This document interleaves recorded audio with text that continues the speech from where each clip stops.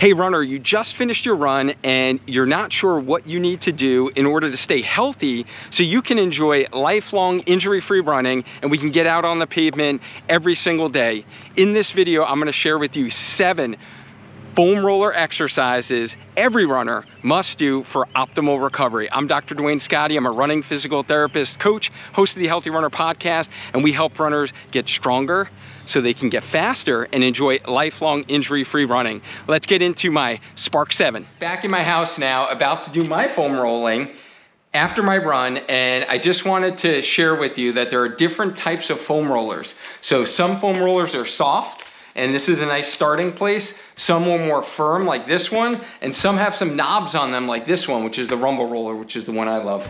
But the whole point of foam rolling here is to actually bring blood flow into your surrounding soft tissues. So the muscles and the fascia that surrounds those soft tissues and helps loosen them up to maintain your mobility so your movement patterns are better for running and for your strength work. Now, if you stick around to the end of this video, I'm even gonna share a bonus tip for those that can't bring a foam roller to a race and you maybe have one of these perhaps, and you wanna release your muscles. I'll give you my top 4 exercises for that. Let's get into our Spark 7.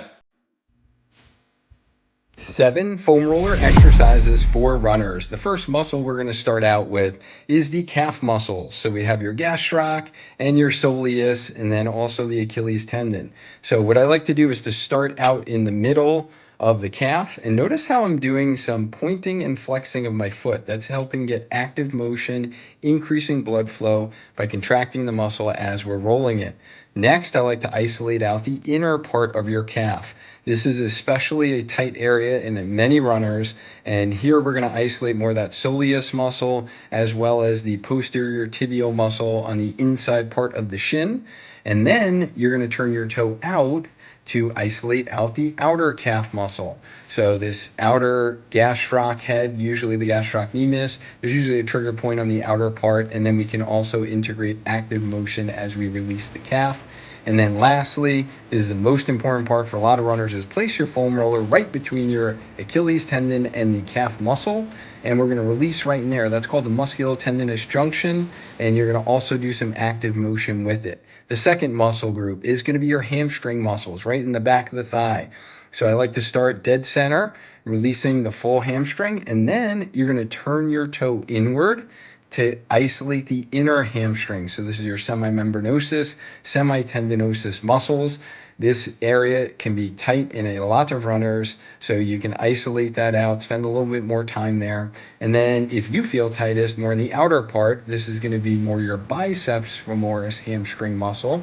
You can shift your weight to the outside part and turn your toe out, and that's going to roll and isolate out that lateral hamstring, or the outer part of your hamstring muscles.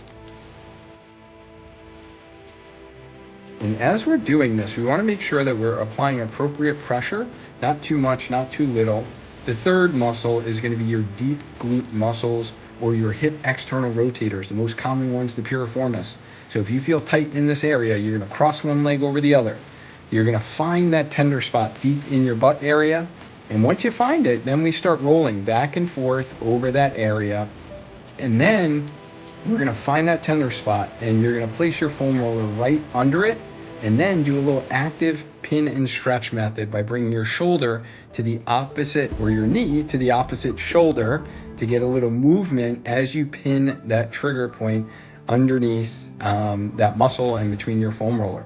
The fourth muscle group, very, very important one for runners here, is your TFL muscle and IT band. So this is your tensor fascial lata muscle. You're going to find the muscle first. So this is going to be located right on the front outermost part of your hip. And you're going to find this tender spot. It's a small muscle. Once you find the tenderness, you're going to roll back and forth over it. And then what we're going to do is we're going to kind of pin that muscle underneath and do an active stretch over it. So this is like a pin and stretch method. This is also great to actually release your mid-back or your thoracic spine, get some rotation here, helps to isolate that out, which is usually a lot of tightness in a lot of runners. Now, we need to release the muscle first before we go down to the IT band. All right. And now when we go to the IT band, what's key here is to not go directly for the kill on the outside part. But notice how I'm leaning my body forward toward the floor. This is going to release just in front of the IT band. And you're going to roll back and forth, staying away from down lower at the knee. For those of you with IT band syndrome, you definitely do not want to roll where you get that painful spot on the outermost part of the knee. So you're going to roll just in front of the IT band by leaning toward the floor, and then cross your leg behind the affected leg. And now this is going to cause you to roll just behind the IT band. This causes a decompressive effect, and you get more of a release of the IT band versus going directly for the outside and directly for the kill. The fifth muscle group is going to be your quads, the front thigh muscles. You got 4 of them. So for this, I really recommend you releasing both sides first. It puts less pressure, so you can do both legs at the same time, rolling back and forth. And then just like we did for the calf muscles, I really like to integrate active motion as we roll. So you're going to see me bend the knees and straighten, bend and straighten, trying to keep your lumbar spine, so your lower back, kind of prevent it from arching a whole lot. So if you can tighten your abs a little bit, that'll be helpful. So now I'm applying a little bit more pressure to the right side to isolate more of the right quad. So I lean to the right, and now I'm leaning to the left to put a little bit more pressure to the left quad. So we do both legs first, and then both legs are on the foam roller, but I'm leaning to change the focus. So now what we're going to do is a pin and stretch for the rectus tendon and the uppermost quad. You're going to find that bone on the front of your hip, go just below it. Hold your foam roller there, and then just bend and straighten your knee nice and slowly to get a release.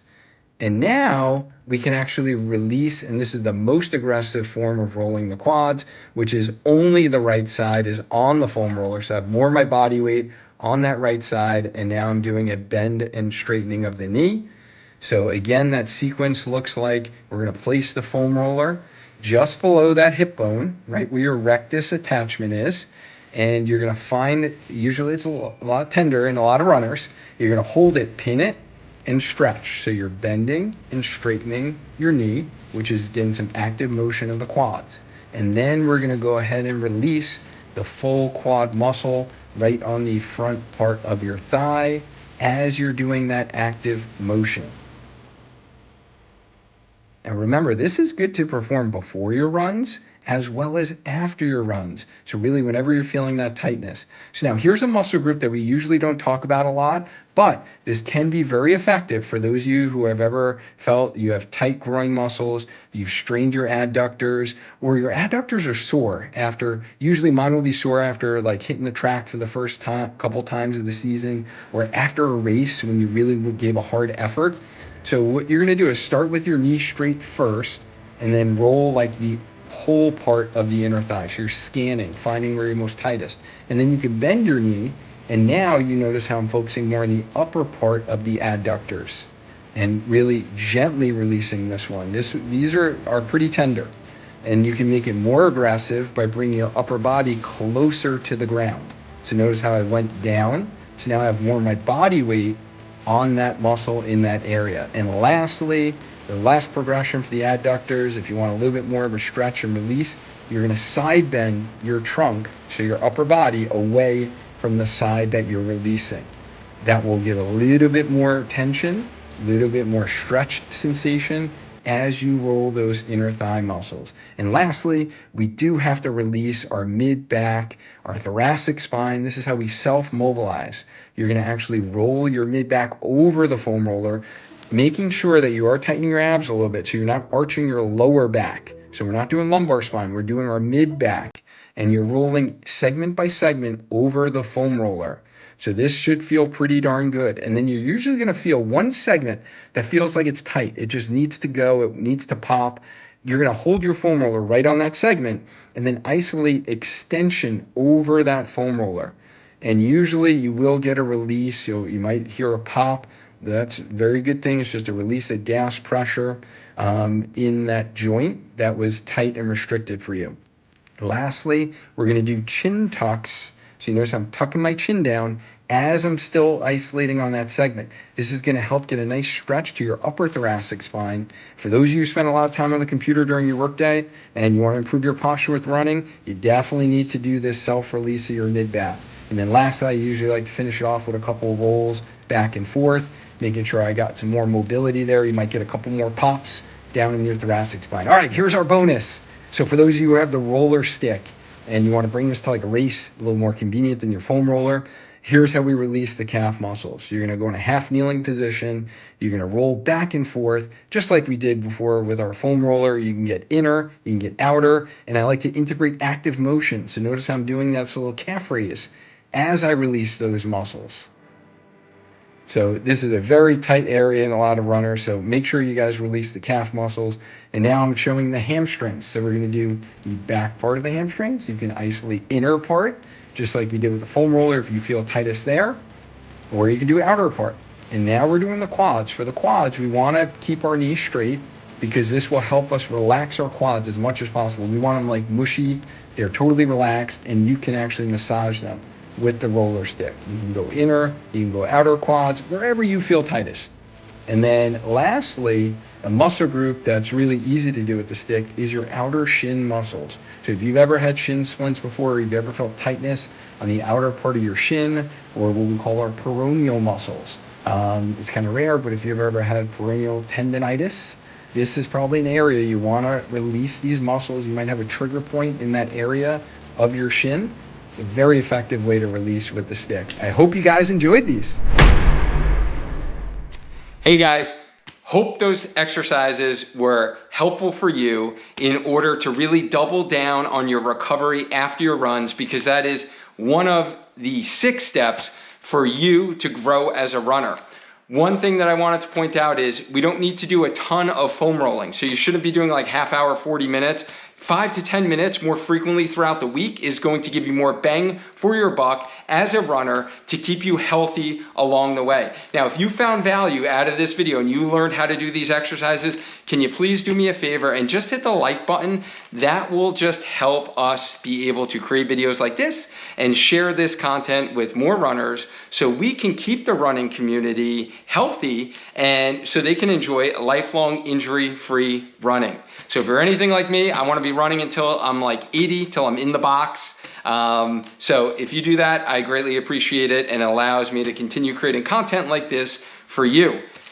Lastly, if you haven't seen any of the other videos, please subscribe to our Spark Healthy Runner YouTube channel. And if you are looking for ways to implement and learn the strategies on 6 steps to grow in your running journey, which includes proper mindset, proper strength training for running, proper recovery, which we talked about, proper nutrition, the training that you're doing, so the actual runs, and then executing a proper race day strategy, then just click the coaching link down below and you can learn more about our Spark Healthy Runner coaching program. And if you want to learn more about the framework itself, then just click this video that I have for you here in YouTube. As always, guys, let's maintain a strong mind, a strong body, and let's just keep on running. See you on the next video.